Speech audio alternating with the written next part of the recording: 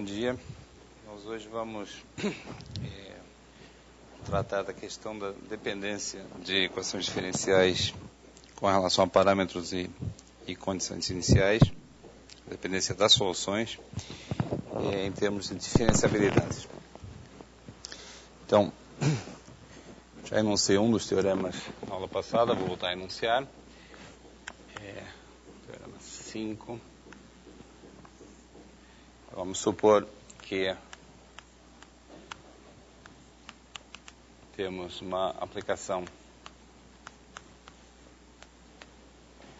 Eu mantenho a notação que eu usei nas aulas anteriores. Então, G de V em RD. V é um aberto contido em R1 mais D mais P. E nós supomos que G é contínua. E também C1 nas duas últimas variáveis, na segunda e terceira variáveis.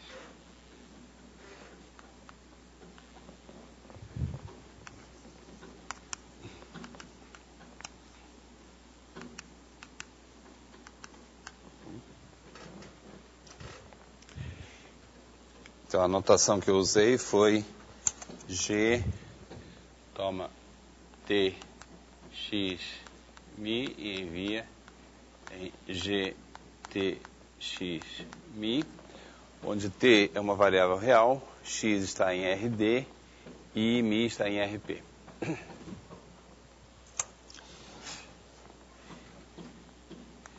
Então, a aplicação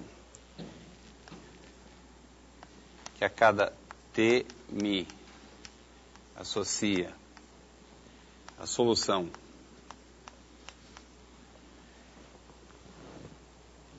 então, a aplicação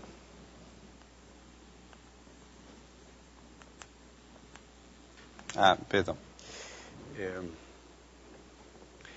Tem que fixar aqui. Dado qualquer T0, X0, Mi0 em V, nós definimos D, o conjunto dos T, Mi, tais que T pertence ao domínio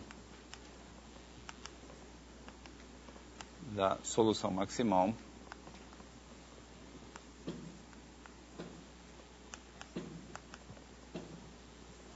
gama Mi do problema x' igual a g t x mi com x t0 igual a x0.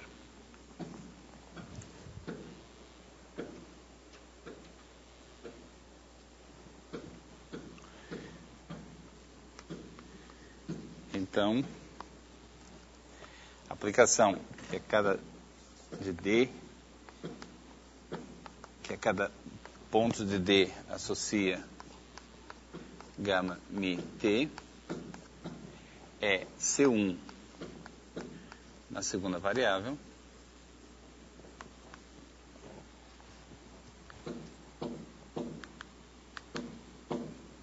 e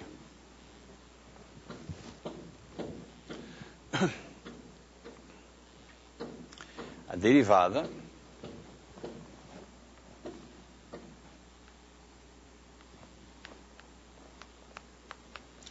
é solução da equação diferencial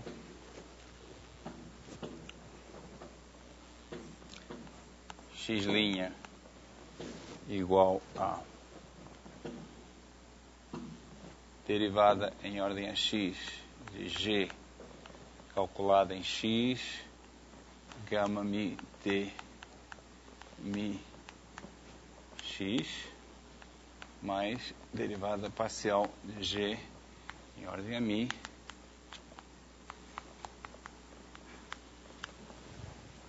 com x de t0 igual a 0.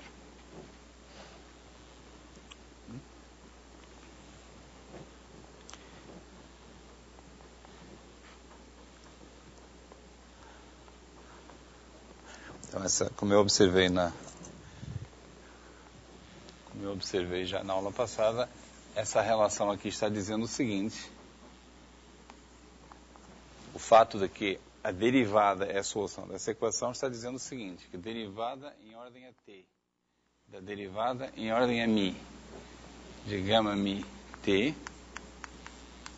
é igual a derivada de x em ordem a g, derivada de g em ordem a x, vezes derivada de mi de gama em ordem a mi, mais derivada de g em ordem a mi. O que essa relação está dizendo. Então, e x de t0 igual a 0, quer dizer, a condição inicial é essa aqui. Deixa eu só fazer uma pergunta para vocês. Nessa equação aí, qual é a dimensão da variável x?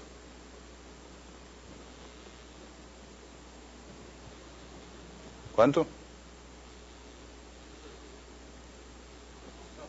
Claro.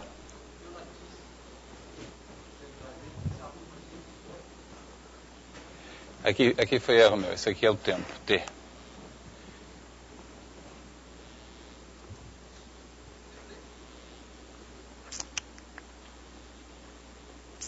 Então, gama é uma aplicação, observação aqui, gama é uma aplicação que a cada t, gama mi de t, toma valores em RD, o nosso espaço da equação.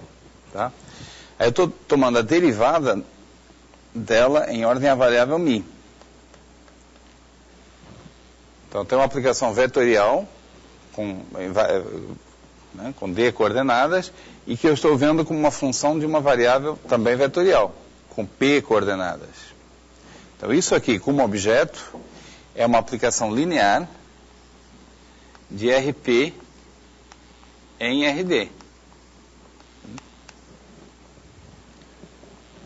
Tá? A aplicação tem variável vetorial, eu estou derivando em ordem a... Isso é uma maneira de representar, né? Pode ser representada assim, ponto T. É uma matriz cujas entradas são a derivada em ordem a mi da coordenada gama j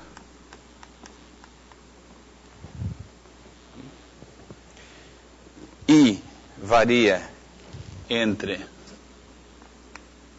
1 e P, mi I, que são as coordenadas do mi, existem P coordenadas, e o J varia entre 1 e D.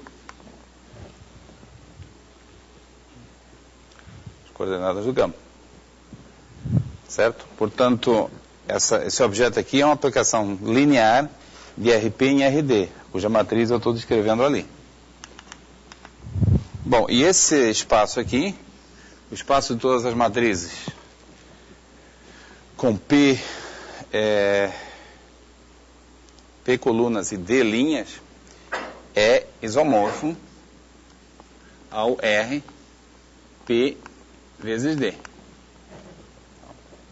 Portanto, isso aqui é uma equação diferencial. A gente pode escrever, se quiser, a matriz sob a forma vetorial. É uma equação diferencial em dimensão P vezes D. Tá bom? Então, como eu observei já na sexta-feira passada, o que é importante aqui, as mensagens desse teorema são duas. Primeiro, que se o campo de vetores é diferenciável, então as soluções da equação dependem de maneira diferenciável dos parâmetros. Mas mais do que isso, o teorema vai mais além, dá uma forma de caracterizar a derivada. De certa forma, o teorema nos permite calcular a derivada, ou pelo menos saber coisas sobre ela. Porque a derivada, vista dessa forma, é a solução de uma certa equação diferencial. Tá? E, portanto, um corolário desse enunciado aqui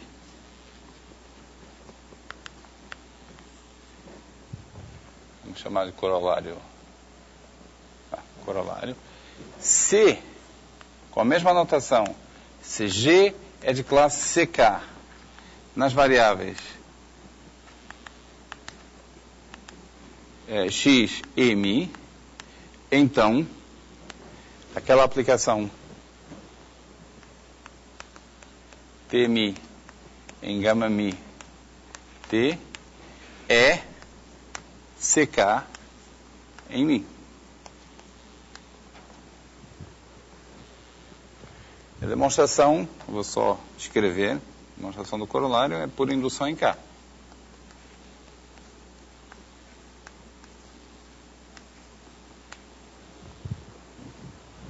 Por exemplo, como é que a gente prova a versão K igual a 2? Bom, primeiro aplicamos o teorema e concluímos que essa aplicação é de classe C1 na segunda variável. Concluímos que a derivada é a solução dessa equação diferencial. E aí, nós olhamos essa equação diferencial e observamos que essa expressão aqui, como a G é de classe C2, essa expressão é de classe C1. Então, podemos aplicar o teorema a essa expressão. E concluir que essa solução é de classe C1. Mas se dizer que a derivada é de classe C1 é dizer que a própria gama era de classe C2 na Mi. Tá?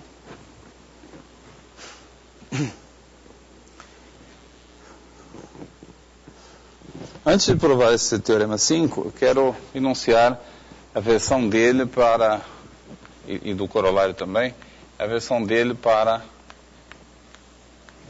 dependência das condições iniciais. Então, seja F de U em RD, onde U é um aberto de R1 mais D, e nós supomos que F é contínua e também C1 na segunda variável.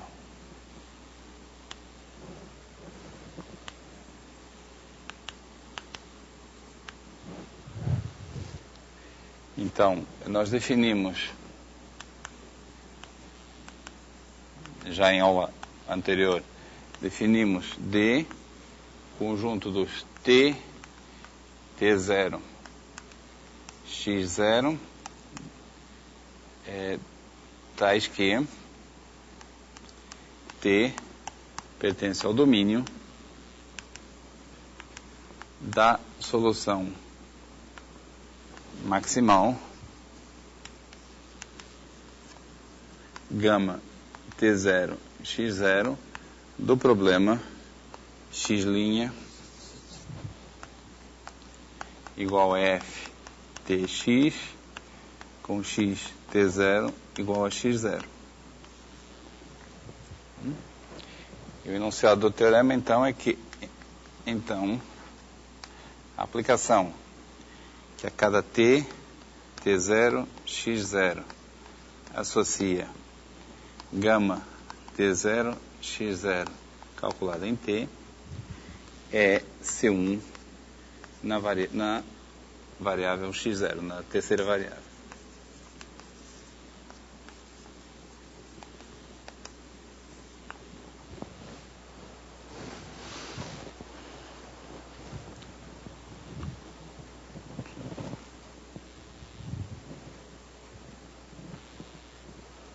E, de novo, nós temos um corolário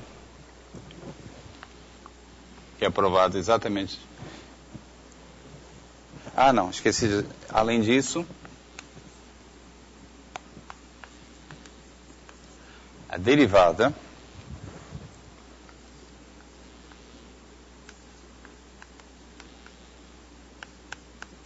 é solução de x'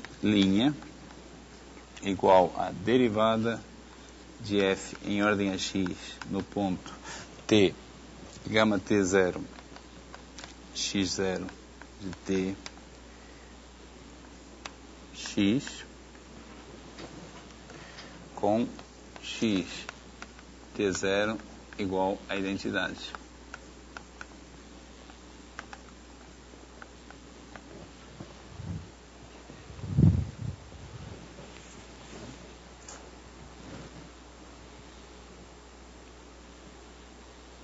Observe que nesse caso aqui, x, então, gama, aplicação t, gama t0, x0 de t, toma valores em RD. E x0 também está em RD. Logo, a derivada em ordem a x0 de gama t0, x0 é um elemento é uma aplicação linear de RD em RD, que eu posso identificar com RD quadrado. Então, nesse caso aqui, a variável x é uma matriz. X é uma matriz D por D. Essa expressão aqui também é uma matriz D por D. E esse símbolo indica produtos de matrizes. Aqui também vocês podem verificar que as dimensões estão corretas. Nesse caso, essa equação é uma equação em dimensão D ao quadrado. Então, o corolário é que, nas mesmas condições, se f é ck na segunda variável, na variável x, então, gama t0, x0, t é ck na variável x0. E k aqui é qualquer, pode tomar qualquer valor, inclusive infinito.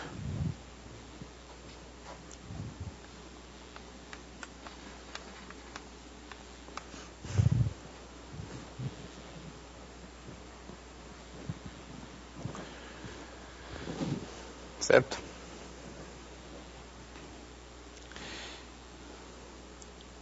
Esses enunciados são um pouquinho técnicos. Daqui a pouco a gente vai ver. Eu vou fazer a prova do Teorema 5. Eu não vou provar o Teorema 6, porque a essa altura vocês sabem como é que a gente prova o Teorema 6. O Teorema 6 segue do Teorema 5.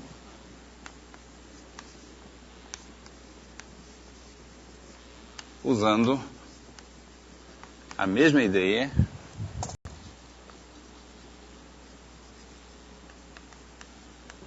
da prova de que o Teorema 1 implica o Teorema 2. Aquela ideia de conjugar a equação diferencial, transladando a condição inicial para a posição T0, X0. Tá? Então, o que eu vou fazer hoje, até o final da aula, é provar o Teorema 5, e vocês vão ver que de fato não tem muitas ideias. A prova do Teorema 5 é essencialmente um exercício de cálculo. Eu uso um pequeno lema de cálculo chamado lema de Hadamard e um pouco de manipulação. Não tem muita ideia. Eu achei que seria interessante eu passar um exercício para vocês que meio que resume tudo aquilo que foi falado, e que eu vou falar ainda hoje, mas que foi falado nas duas aulas anteriores também. É um exercício que, se vocês fizerem direito, significa que entenderam tudo de essencial que eu falei. E é o seguinte, é um exercício para depois vocês pensarem em casa como súmula dessas 3 últimas aulas.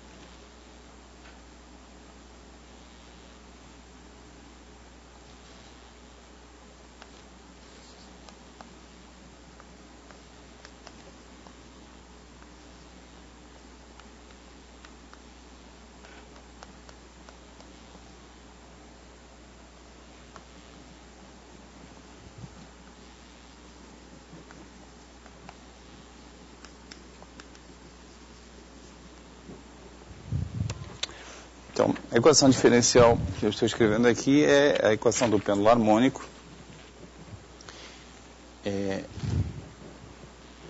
E eu estou considerando o valor da constante gravitacional que aparece aqui, esse G, como um parâmetro do problema. E o exercício é mostrar que, em primeiro lugar, gama T0, que a solução maximal está definida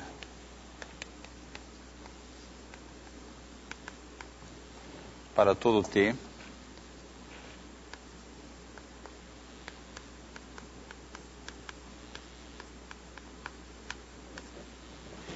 E, em segundo lugar, que a aplicação que a cada T, T0, X0, V0, G associa o valor da solução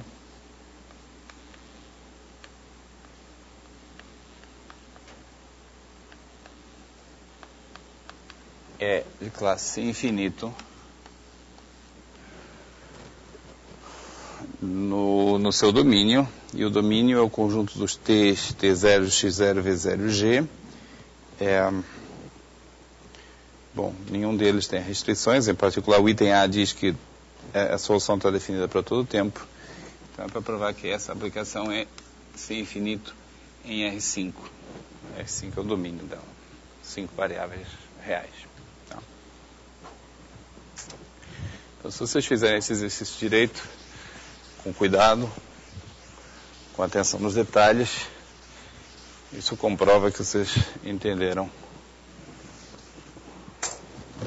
aquilo que eu falei de mais importante nessas 3 aulas.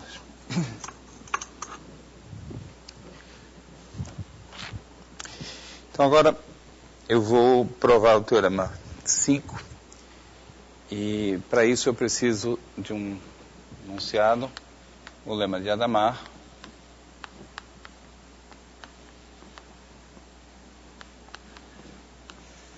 Que vocês vão ver, é um enunciado útil, mas fácil, é algo que a gente pode passar como exercício no primeiro curso de análise, e que diz o seguinte: vamos supor que nós temos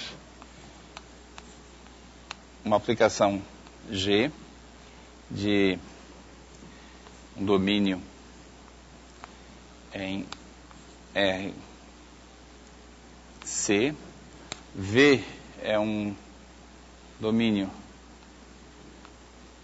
V contido num produto RA mais B, que a gente supõe conexo e convexo na segunda variável.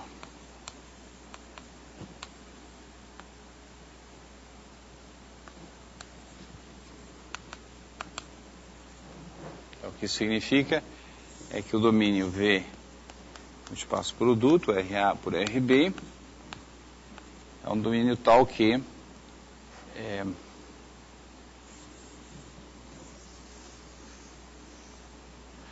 um domínio tal que quando eu tomo a interseção com qualquer vertical, o que eu obtenho é um convexo. Então, dados dois pontos que estejam na mesma vertical dentro do domínio, se eu ver a representação, dados dois pontos da mesma vertical, o segmento que une esses dois pontos está contido no domínio V. Por exemplo, esse domínio que eu desenhei aqui é convexo na segunda variável, mas não é convexo na primeira variável. Certo? Eu posso encontrar dois pontos numa mesma horizontal que tais que o segmento que une esses dois pontos não está contido no domínio. Isso aqui mostra que esse domínio não é convexo na primeira variável. Então, dado G nessas condições, e suponhamos que G é de classe C1,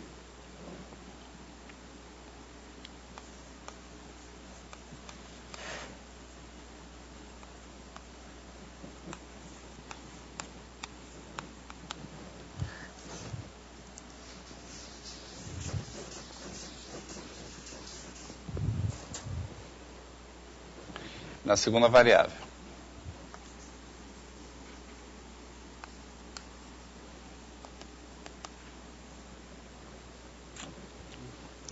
Então, existem funções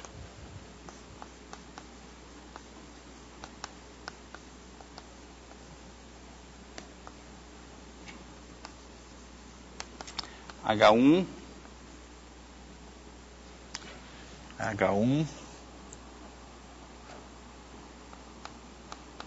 até HB. B é o número de coordenadas que tem a segunda variável.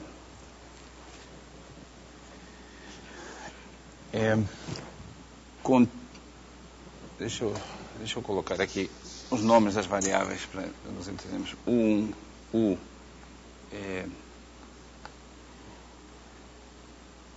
V0, V1 até HB, U V0, V1 contínuas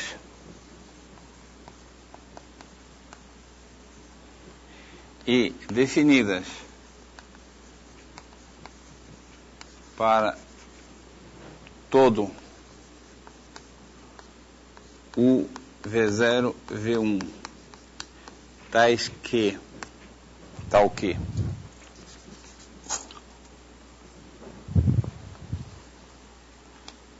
o UV0 e o V1 pertencem ao domínio V. Então, o que representam o U, V0 e o V1? Dois pontos numa mesma vertical.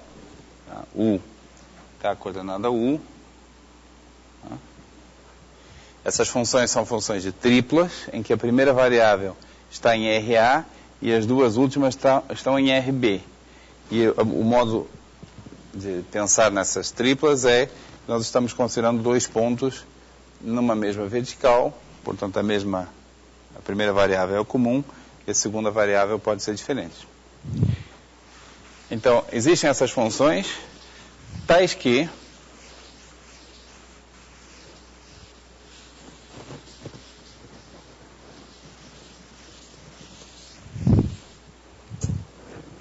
satisfazendo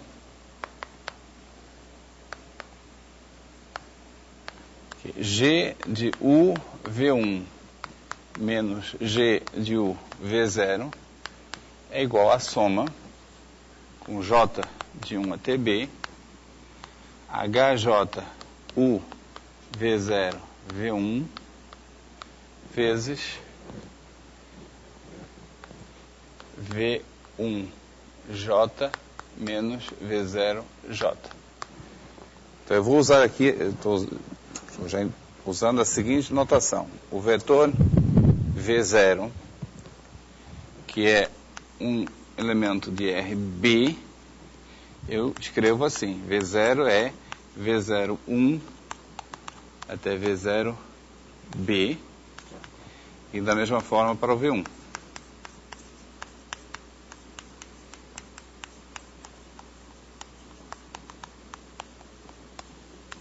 Então, a minha convenção nesse contexto é que eu distingo as coordenadas de um vetor colocando superíndices.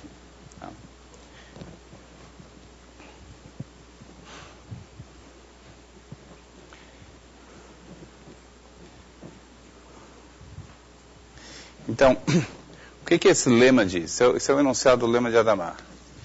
Que quando nós temos uma função diferenciável, é possível escrever a diferença dos valores entre dois pontos como uma combinação linear das diferenças das coordenadas. Por exemplo, se eu considerar A igual a B igual a 1, quer dizer, eu estou pensando em IC igual a 1 também, todo mundo de dimensão 1. Então, o que esse enunciado diz?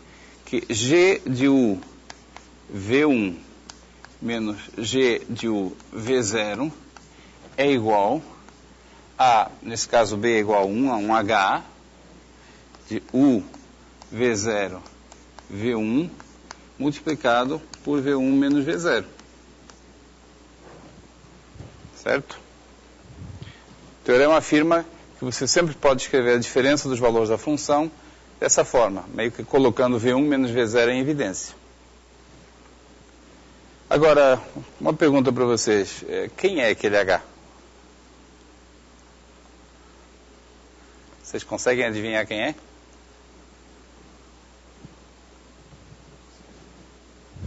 Como é que é? É qualquer coisa com uma secante, mas qual é a expressão daquele H? É a inclinação da secante, sim, exatamente. Mas qual é a expressão analítica?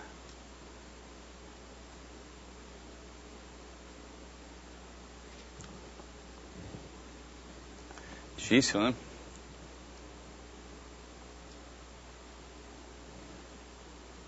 Deixa eu resolver essa para vocês, depois eu pergunto outra mais difícil. A expressão do H é que HU V0 V1 é igual a G de UV1 menos G de UV0 dividido por V1 menos V0. Não é?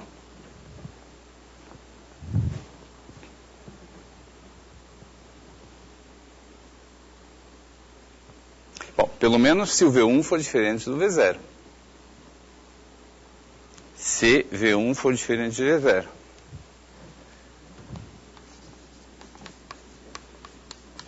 Tá bom, isso foi igual.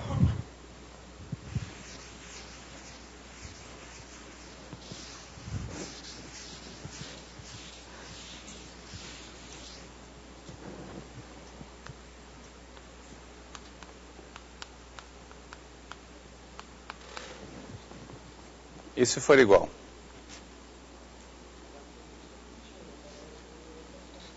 Tem que ser a derivada de G em ordem a V, calculada em U V0. Bom, então o que esse lema está... que é a inclinação da tangente. Não é? Então, o que o lema de Hadamard diz é que se nós tivermos uma função de classe C1 e nós considerarmos todas as inclinações de todas as secantes, inclusive as tangentes, que são casos limites, essas inclinações são uma função contínua dos pontos onde a gente faz passar a secante. Contínua, inclusive, quando os dois pontos coincidem. E esse, inclusive, é o ponto-chave do lema, porque a continuidade aqui para V0 diferente de V1 é óbvia. G é uma função contínua. Né? É mais o contínuo. O que é crucial nesse lema é que, mesmo quando nós consideramos V0 igual a V1, quer dizer, todo o domínio, o que nós obtemos é uma aplicação contínua. Tá? As inclinações da secante convergem para a inclinação da tangente quando os dois pontos se aproximam. Tá? O que o lema de Hadamard diz é isso em dimensão qualquer. Há uma diferença sutil entre o caso de dimensão 1 e o caso de dimensão maior. É que em dimensão 1 a escolha do H é única, em dimensão maior não é. Mas, enfim, isso não é muito importante para o nosso objetivo. Então, como é que... Está claro o conteúdo do lema? Como é que a gente demonstra? Bom, a gente faz o seguinte. Consideramos uma aplicação W de 0,1 em RB, definida como W de S igual a V0 mais S V1 menos V0. Ou seja, W parametriza o segmento que liga V0 a V1. E consideramos a aplicação que vai de 0,1 em RC, que é definida que a cada T associa G calculada em U W de S. Essa aplicação eu vou chamar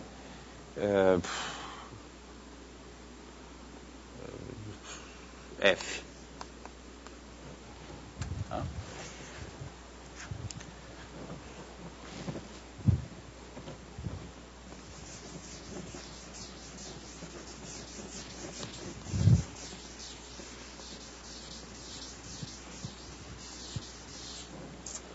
Então, nós sabemos que G de U V1 menos G de U V0 é F de 1 menos F de 0 e, portanto, é a integral entre 0 e 1 da derivada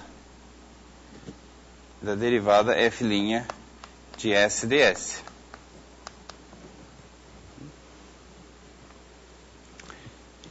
E a derivada dessa expressão aqui em ordem S é igual, então, a soma com J de 1 até B de derivada parcial da G em ordem a VJ, calculada no ponto U W de S, vezes a derivada em ordem a S de WJ de S ds. Essa é a regra da cadeia. Deixa eu colocar assim. Denoto a derivada como derivação em ordem a S, que é a única variável que a F tem. Então, pela regra da cadeia, eu tenho essa expressão aqui. Derivo em ordem a variável VJ. Lembro que esse J aqui em cima representa a jésima coordenada do vetor da segunda variável da G. E aí multiplica pela derivada da componente jésima do W. De acordo? Agora, a derivada do W é muito simples. É V1 menos V0. O W é apenas uma parametrização desse segmento ligando V0 ao V1. Então, isso aqui não tem muito mistério. Eu posso escrever, então, como soma com J de 1 até B da integral dessa derivada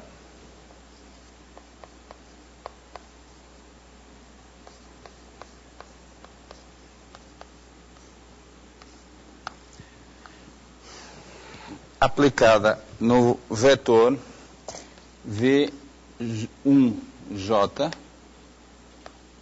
menos V0J ds.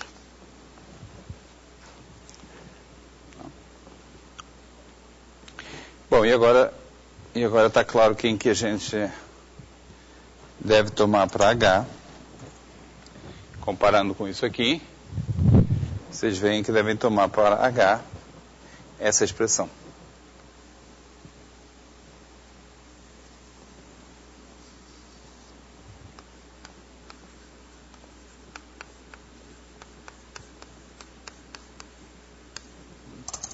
Esse termo aqui sai da integral e então essa integral aí é o nosso H.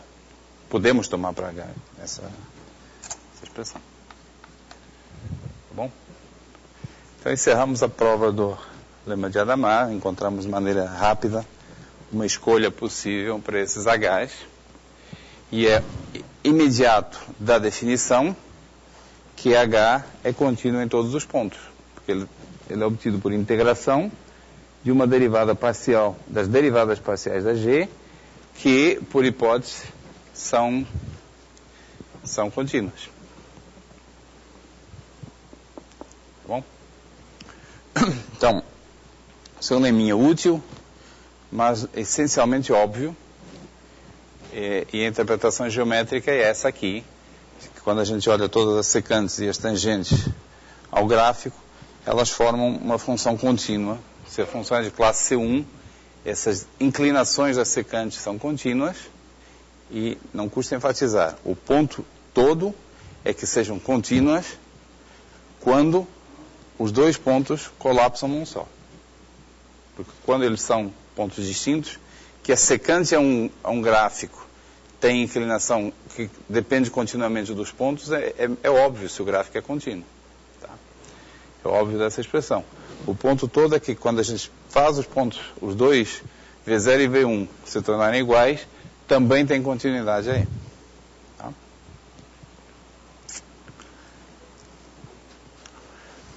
Então agora vamos provar, usando esse lema, vamos provar o teorema 5.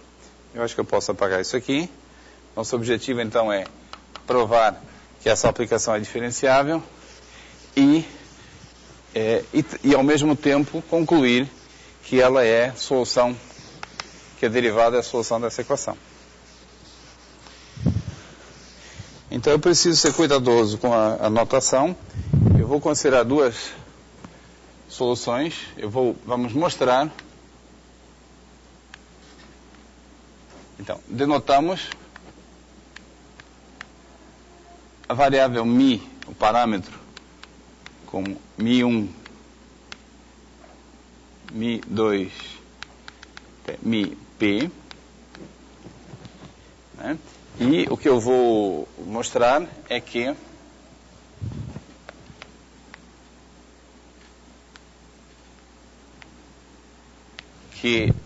a derivada parcial, que dado qualquer i,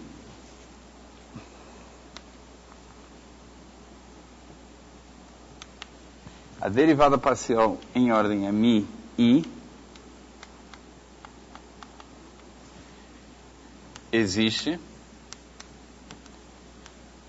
e é solução de uma certa equação diferencial.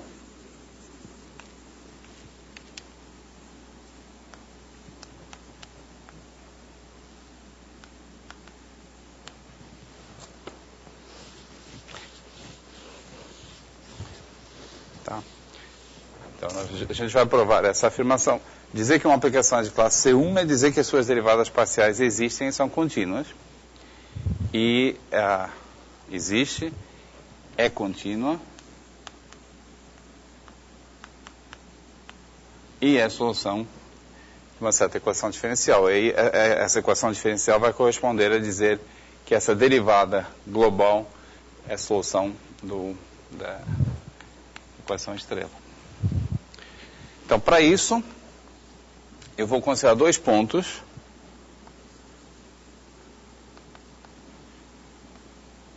μ0 e μ1, que vão ser da seguinte forma. Mi, coordenada Mi1, Mi I menos 1. E aqui eu vou colocar um certo valor, Mi0I.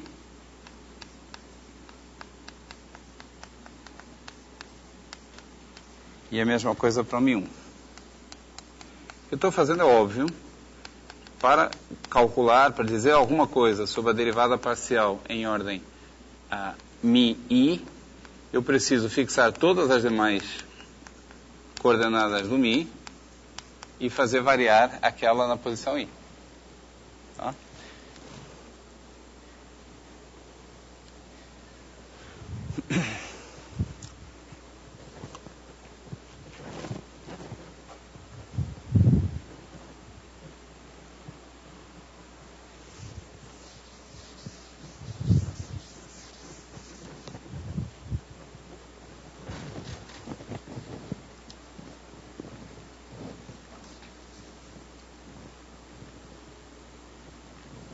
Certo.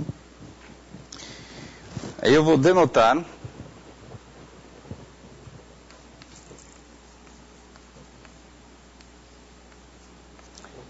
a seguinte função, delta, que depende de t, Mi0 e Mi1,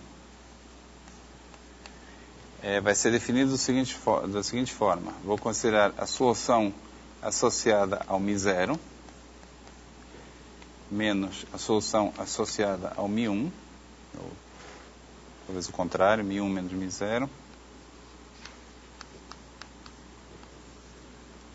e vou dividir pela diferença dos parâmetros, por Mi1 menos Mi0. Esses Mi's coincidem em todas as coordenadas, exceto aqui. Então, o que eu quero dizer realmente é Mi-I1 menos Mi-I0.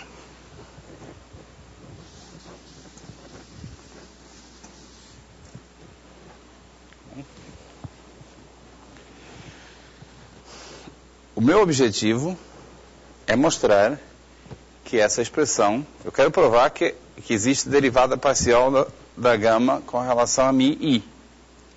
Então, meu objetivo é mostrar que essa expressão tem um limite quando os dois valores dessas duas coordenadas se tornam iguais. Tá? É isso que eu estou fazendo. Aliás, daqui para frente eu vou fazer uma conta de cálculo, nada mais.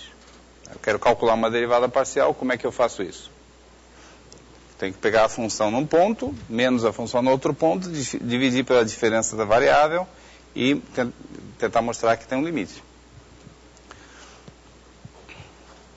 Para isso, eu vou começar por derivar essa expressão. Então, isso aqui é definido quando está definido quando Mi0 I é diferente de Mi1 I.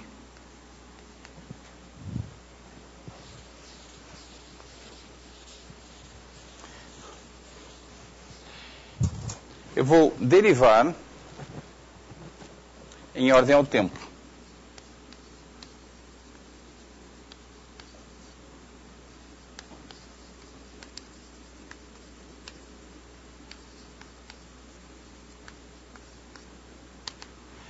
Então, o que eu obtenho é que derivada em ordem ao tempo de delta calculada em t, Mi0, Mi1 é igual a 1 sobre Mi1i menos Mi0i.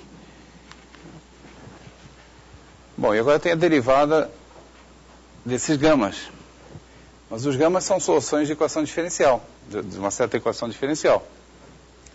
Então, eu posso substituir por G de T gama Mi1 de T Mi1 menos G de T gama Mi0 de T Mi0.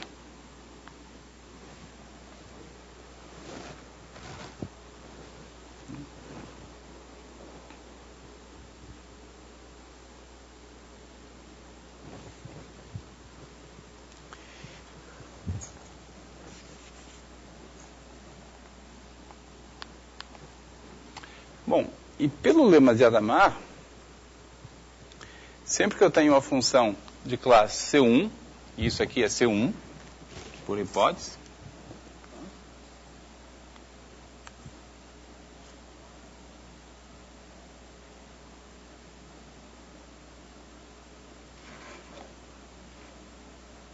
sim, o que eu quero dizer é que G é C1 em X em Mi, por hipótese.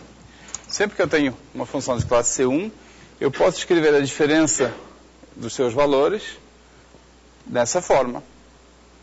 Então, por Hadamard,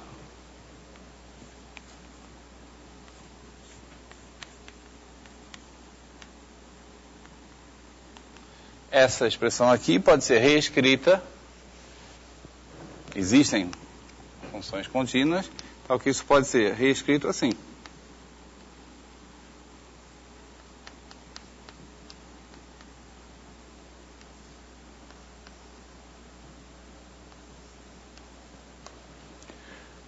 HJ de T, gama Mi0 de T, Mi0, gama Mi1 de T, Mi1, vezes a diferença das coordenadas. Então, vezes gama Mi0, Mi1, coordenada J de T, menos gama Mi0, coordenada J de T.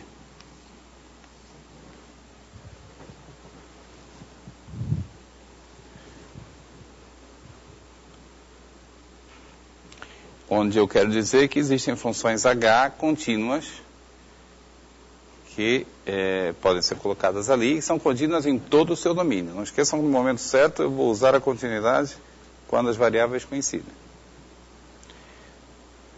Tenho duas perguntas para vocês. Primeira é, J varia entre Q e Q?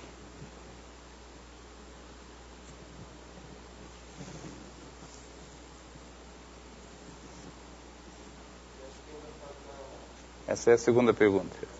Essa é a segunda pergunta. Eu vou chegar lá. Bom, J indexa as coordenadas do gama. Gama toma valores em RD. Então é J de 1 até D. Agora, você tem razão. A diferença desse lado para esse está aqui, porque aqui eu tenho gama Mi1 e aqui tenho gama Mi0, mas também está aqui. Os Mi's também são diferentes. Então eu preciso colocar mais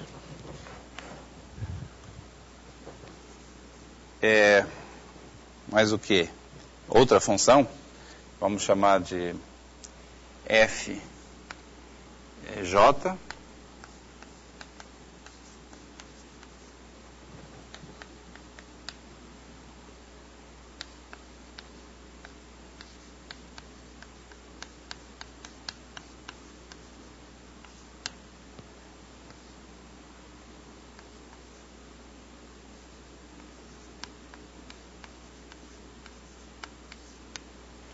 onde agora J indexa as coordenadas do Mi e, portanto, varia de 1 até P.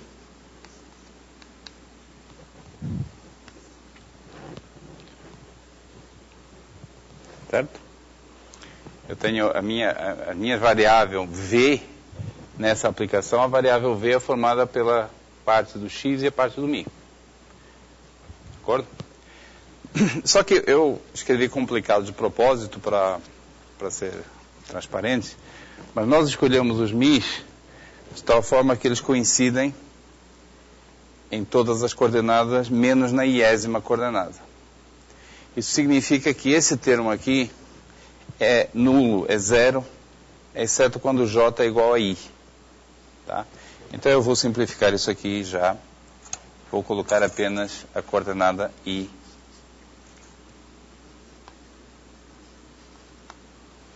Não vou somar. E não preciso de índice para o F.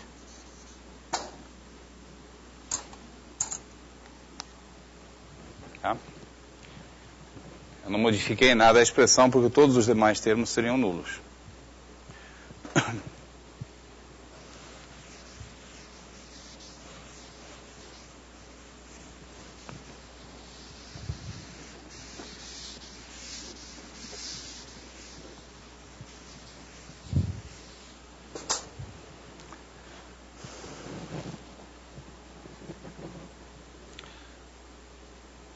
Bom, isso aqui pode ser ainda reescrito da seguinte forma. Então, fica derivada em ordem a t de delta t mi0, mi1 igual a... Eu vou fazer o seguinte, eu vou jogar esse quociente aqui, essa fração, para dentro da soma. Então, fica soma com j de 1 até d, de h, então, relembrando, os h é j, h1, hd e f são funções contínuas em todo o seu domínio. Então, fica igual a hj t gama mi0 t mi0 gama mi1 t mi1 multiplica. Bom, multiplica por quê? Multiplica por essa expressão dividida por essa diferença aqui. Mas essa expressão dividida por essa diferença é nossa conhecida. É o próprio delta.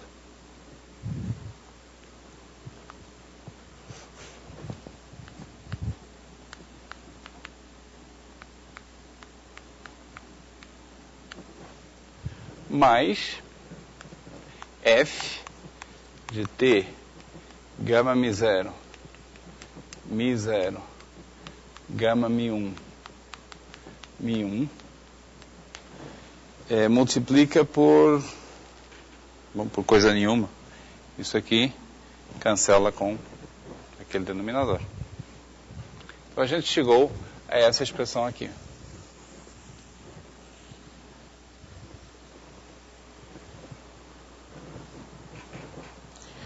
Ou seja,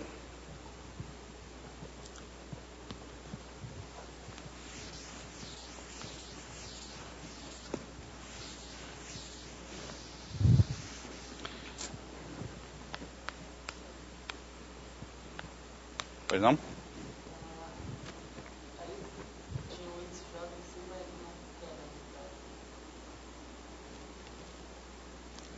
Tem sim. Obrigado.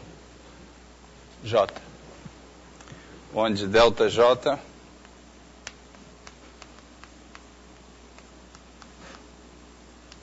é gama.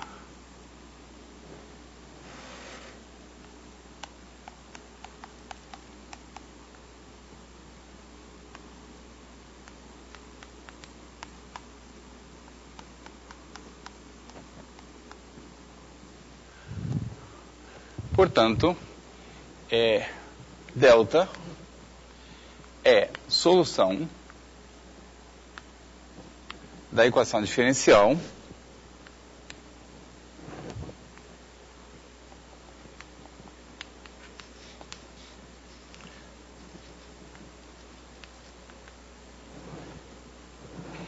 derivada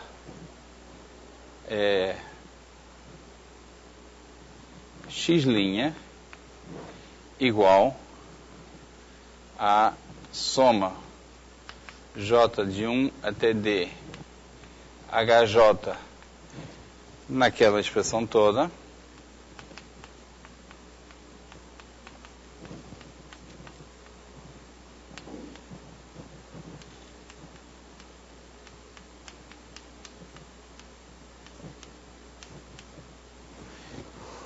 eu não quero usar a variável x aqui, vou chamar de z.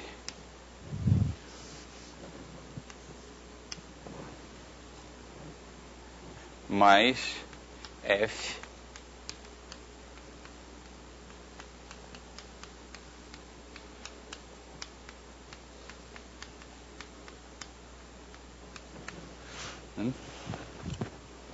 z J. Eu poderia escrever esse pedaço aqui como uma certa matriz aplicada no vetor ZJ.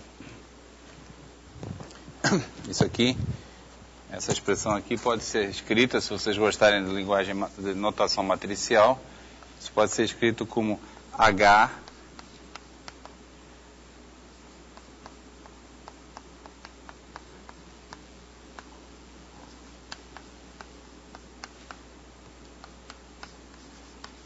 vezes Z, onde o H é o vetor H1 até HD.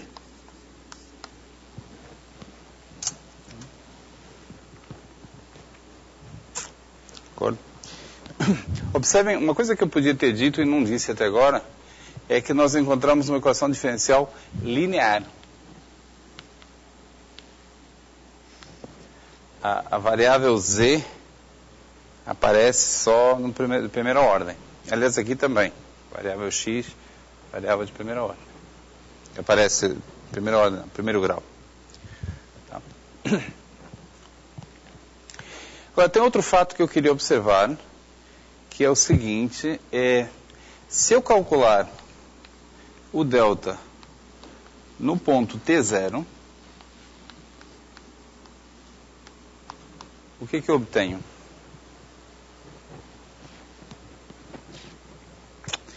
Bom, se eu calcular o delta no ponto T0, isso aqui é gama μ1 de T0, ou seja, é x0, porque esse gama é a solução da equação diferencial com condição inicial T0, x0, e esse aqui também. Então, isso é igual a 1 sobre μ1i menos μ0i, x0 menos x0 igual a 0.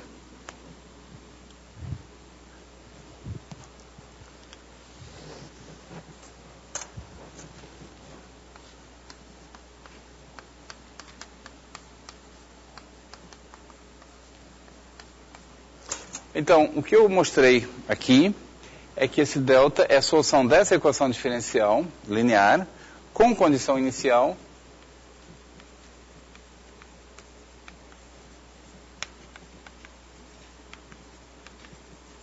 delta Z de T0 igual a 0.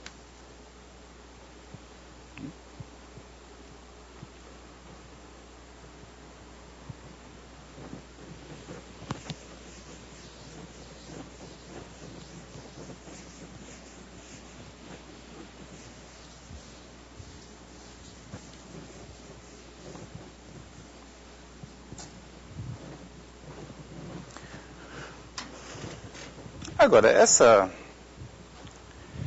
equação diferencial que está aqui, vamos chamá-la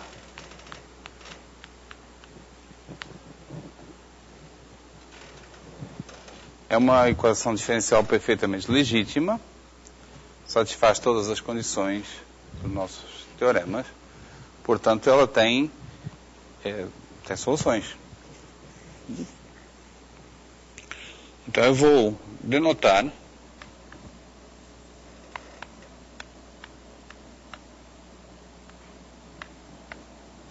por gama de T com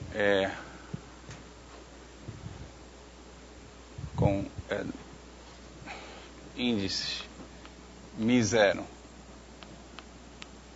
μ1, a solução maximal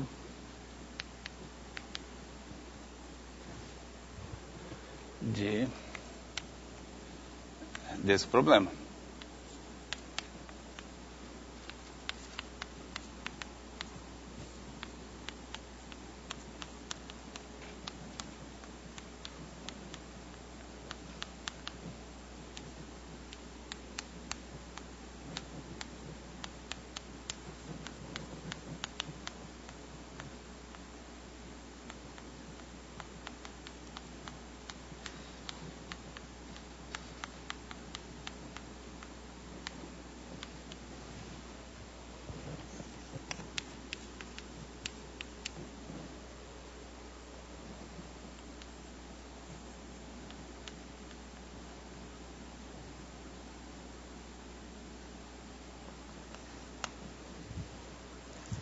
que nós sabemos? Sabemos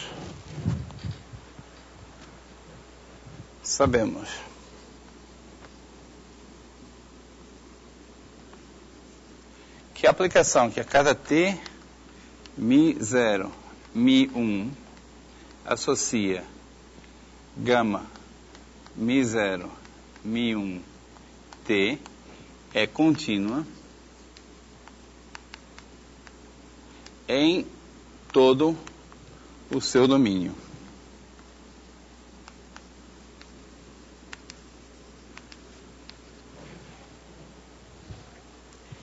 Inclusive se o Mi0 for igual ao Mi1.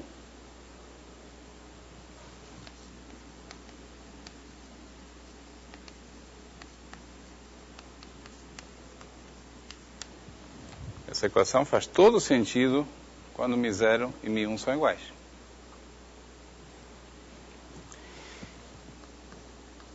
Sabemos que, por unicidade,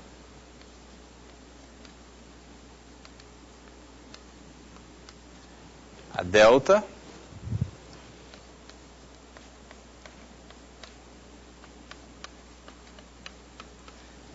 precisa coincidir com essa,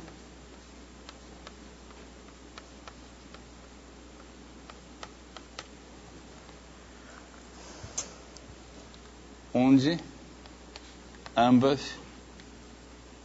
estão definidas.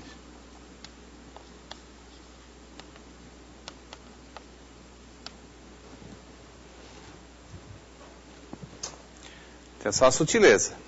Essa equação diferencial faz sentido para qualquer Mi0, Mi1 no domínio dado originalmente, inclusive se o Mi0 for igual a Mi1. Agora, nesse pedaço do quadro aqui, eu fui capaz de encontrar uma solução que é solução de fato, mas não está sempre definida, a priori. Não está sempre definida porque eu precisei supor aqui que Mi0i é diferente de Mi1i. Tá? Então, essa igualdade aqui vale, evidentemente, quando a delta estiver definida. De acordo? Mas vocês têm uma função que está definida de vez em quando. E ela coincide com outra que está definida sempre. E essa outra é contínua. Isso significa que a função com a qual vocês começaram pode ser estendida continuamente ao domínio todo. Portanto, a conclusão daqui é que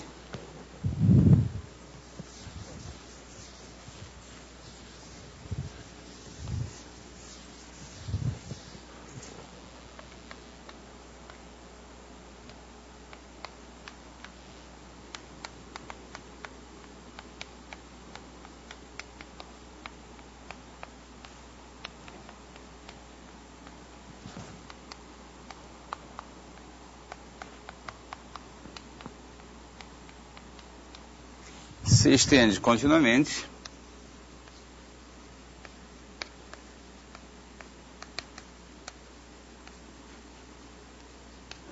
ao caso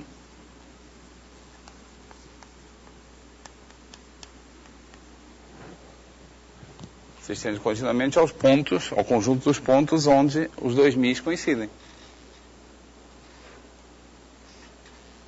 Em outras palavras, se vocês lembram a definição de derivada parcial da aula de cálculo, em outras palavras,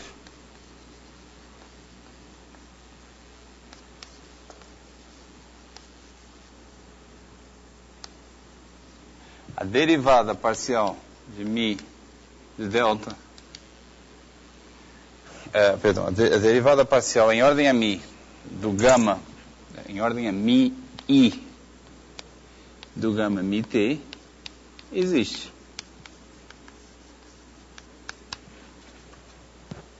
O limite disso aqui, existir limite quando Mi1 e Mi0 se tornam iguais, é o mesmo que dizer que a derivada parcial existe.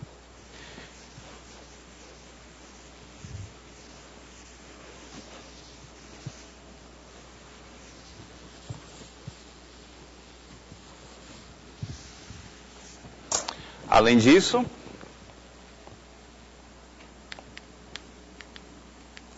essa extensão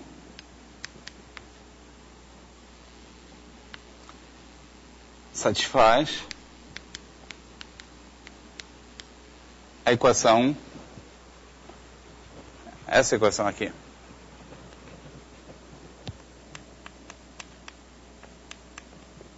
Bom, é a mesma que está lá.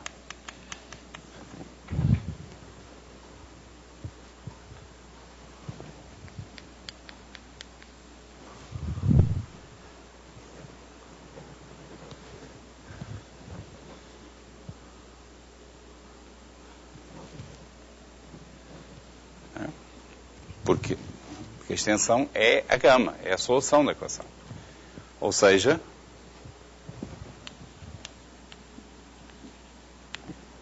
a derivada em ordem a mi gama mi de t, que eu acabei de mostrar que existe, satisfaz a seguinte relação. Derivada em ordem a t da derivada em ordem mi do gama mi de t é igual ao h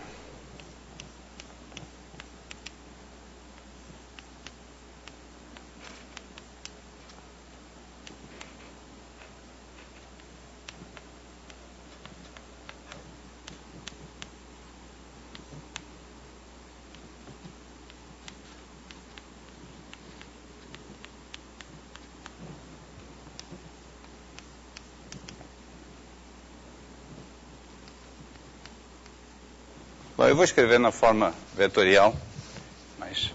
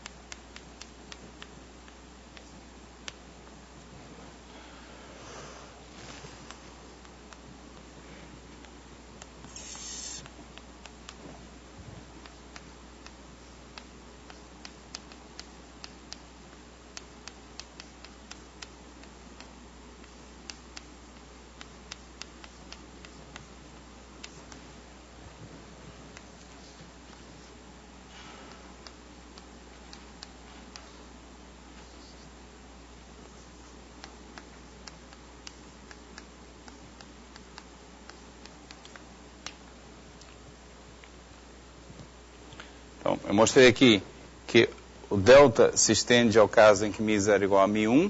Essa extensão é dada pela própria solução da equação. Essa extensão é a derivada parcial, portanto, a derivada parcial satisfaz a equação, inclusive com condição inicial. Agora, o que isso significa? Isso aqui são as funções h quando mi0 e mi1 são iguais. Bom, mas isso aí a gente já tinha visto. Isso é igual a derivada parcial da x, da g em ordem a xj, calculada em t, gama mi0 de t, mi0, aplicado em derivada parcial em ordem a mi i de gama mi i de t, mais derivada parcial em ordem a mi i de g t gama mi0 de t, mi0.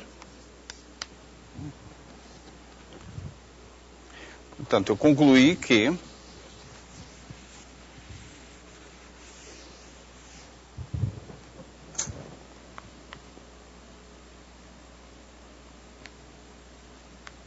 ela existe, a derivada parcial existe, e é solução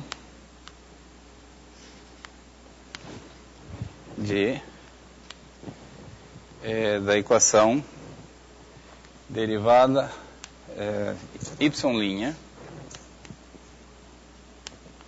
igual a soma com j de 1 até d derivada xj GT gama Mi0 T Mi0 vezes isso aqui é J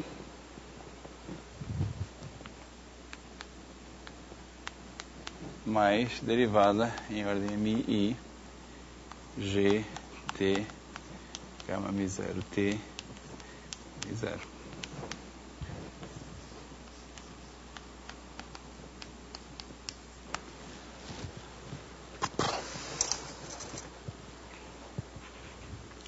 Bom, e se vocês olharem para aquela equação que está ali e para essa aqui, são a mesma equação. Aquela lá, ou mais precisamente, aquela lá é a coordenada iésima dessa equação aqui.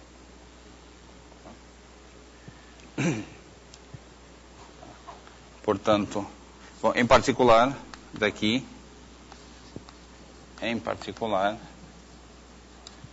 dmi gama mi t é contínua nas duas variáveis por ser solução da equação diferencial. E essa expressão aqui com x matriz de RD em RP, aliás, de R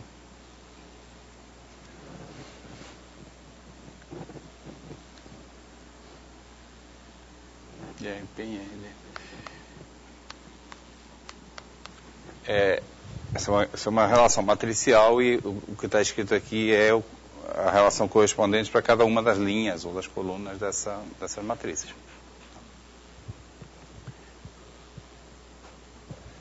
Portanto, a derivada global Mi satisfaz aquela equação.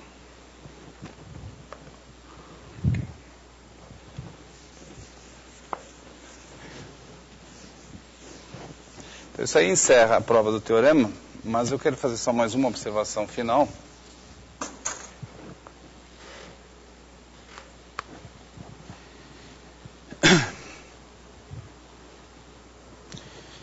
Que serve para ter duas funções. Uma delas é ajudar vocês a lembrar essa expressão aqui. A outra é provar uma propriedade adicional dessas soluções. Então, agora que nós já sabemos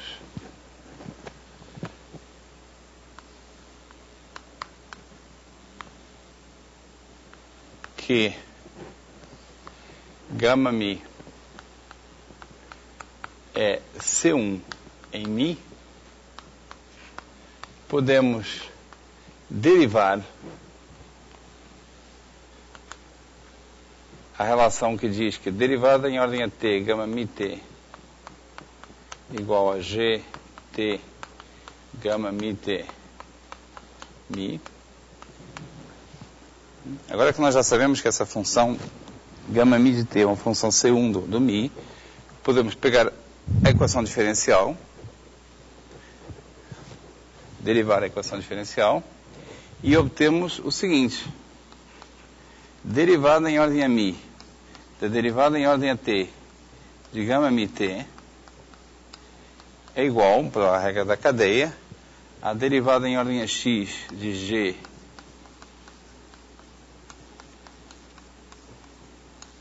vezes a derivada em ordem a mi de gama mais derivada em ordem a mi de g.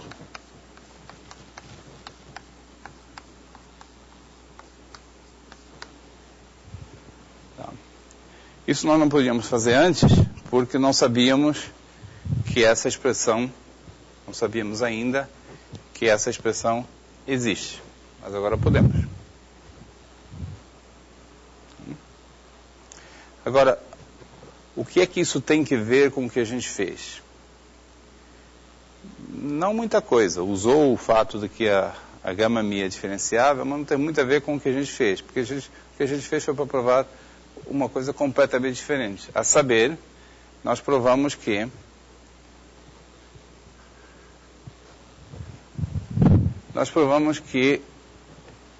a derivada em ordem a mi é a solução dessa equação. Ou seja, nós provamos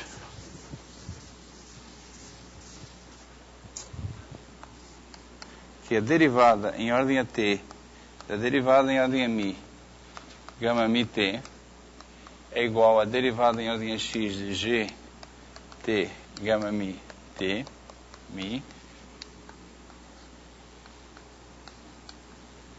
mais derivada em ordem a mi, g, t,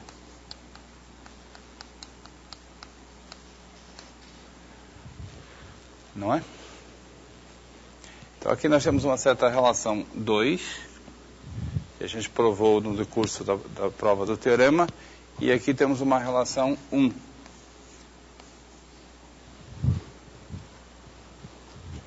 E o que é que uma tem a ver com a outra?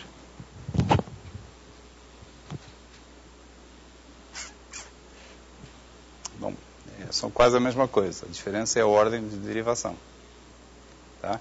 Então, 1 mais 2 implicam que a derivada em ordem a mi, a derivada em ordem a t, digamos mi t, é igual a derivada em ordem a t da derivada em ordem a mi, gama mi t.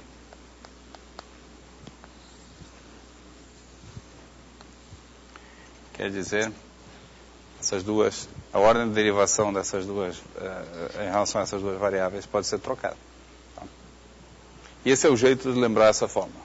Finjam que estão derivando daquele jeito, mas o teorema diz que não importa a ordem de derivação. Tá? É o jeito de lembrar.